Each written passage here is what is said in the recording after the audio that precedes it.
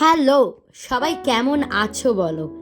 আজকে নিয়ে চলে এসেছি আবার একটা বড় ভিডিও কিন্তু বোরিং ভিডিও নয় অবভিয়াসলি।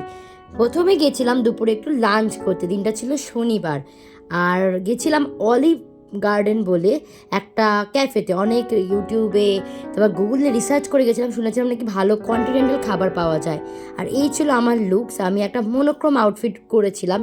অবভিয়াসলি ইউটিউব দেখে বিভিন্ন রকম ভিডিও দেখে দেখে এইসব ড্রেসের কথা মাথায় আসে।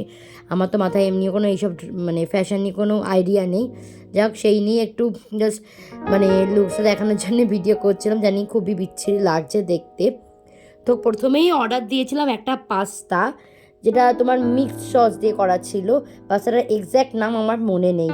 এর সাথে গার্লিক ব্রেডটা বেশি ভালো খেতে লেগেছিলো, কারণ গার্লিক ব্রেড খেতে আমার ভীষণ ভালো লাগে। Specially bread kind of things আমি ছোটোবেলা থেকেই খুব ভালোবাসি।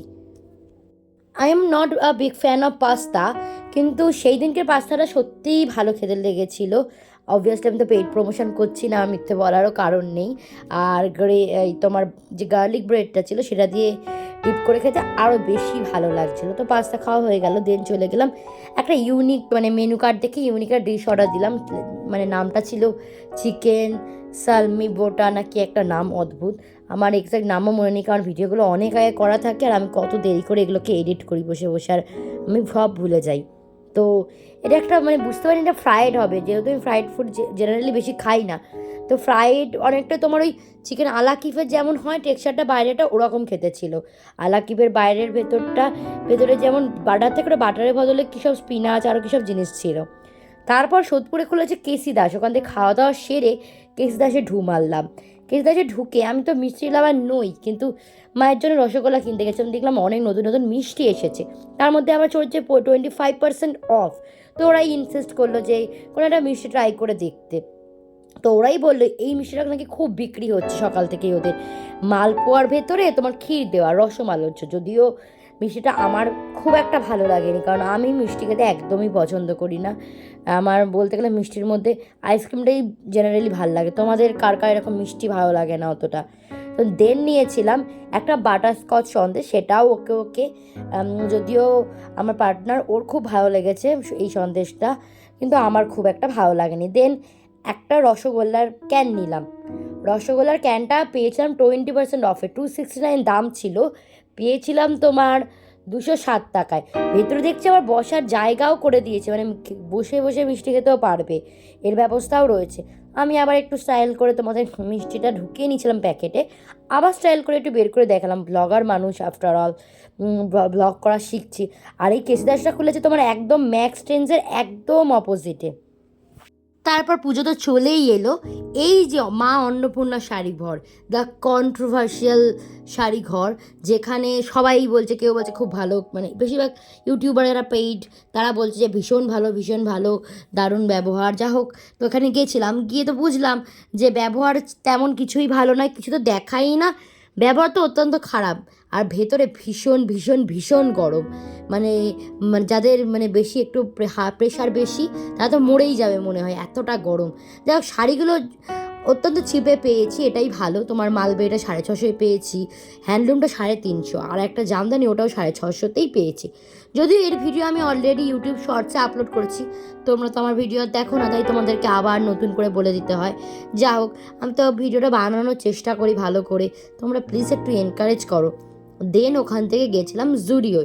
এই জুডিওয় এই টপটা ভীষণ ভালো লেগেছিলো, কিন্তু পরে দেখছি এত গরম হচ্ছে, মানে এইটা একটু এই হালকা হালকা নভেম্বর মাস পড়বে, ঠান্ডা পড়বে, যখন সোয়েটার পরতে হয় না, কিন্তু একটু মোটা ধরনের জামা পরা উচিত, সেই টাইমটায় পরা ভালো, ওরকম টাইমে মানে এই জামাগুলো ভালো, তাই জন্য আর নিলাম না।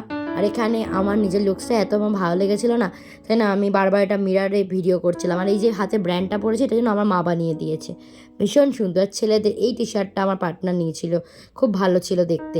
আর এটা তো মধ্যে বললাম আমি পরে নিইনি, এই কালোর টি শার্টটা তো দেখেই জাস্ট চুমু লেগেছে, এটা তো আমি নিয়ে নিয়েছি, আমার ভীষণ ভীষণ ভালো লেগেছে। তারপর আমি নিজের ড্রেসটা নিয়েই আবার একবার ভিডিও করছি। দেন বাড়ি চলে এলাম, বাড়ি এসে মাকে আর বোনকে দেখাচ্ছি যে কী কী এনেছি, মানে ওরা দুজন তো পাগল হয়েই যাচ্ছে।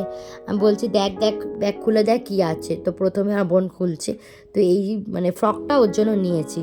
তো দেখেই পাগল হয়ে গেছে, কারণ ও জুডিওর ফ্যান বলতে পারো। আর এই ফ্রকটা তো অনেকদিন ধরে দেখছিল, যেটা আমি পরেছিলাম, আমি বলেছিলাম যে তোর জন্যই এটা নিয়েছি, কারণ ওর জন্য নেওয়া মানে তো আমিও পরতে পারবো। যা হোক, আর মা আমার জামাটা দেখে বলছে কি বাবা এইটুকুনি জামা, আর মা সবসময় এরকমই বলে। যা হোক, জোকস অ্যাপার্ট, মায়ের জন্য যে শাড়িগুলো নিয়েছিলাম, মা তো দেখে পুরো ফ্যান হয়ে গেছে, মায়ের ভীষণ ভালো লেগেছে শাড়িগুলো।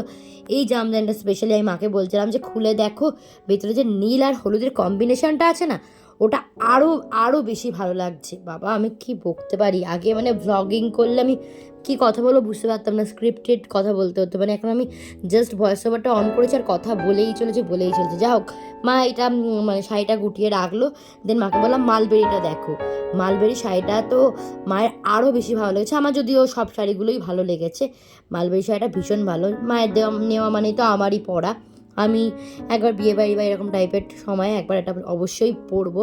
মাকে বলছিলাম কালার কম্বিনেশনটা দেখো, লাল আর নীলের মধ্যে এত ভীষণ সুন্দর। মা দেখে তো ভীষণ আনন্দ পেয়ে গেছে, এত ভালো শাড়িটা আনন্দ পাওয়ার মতনই।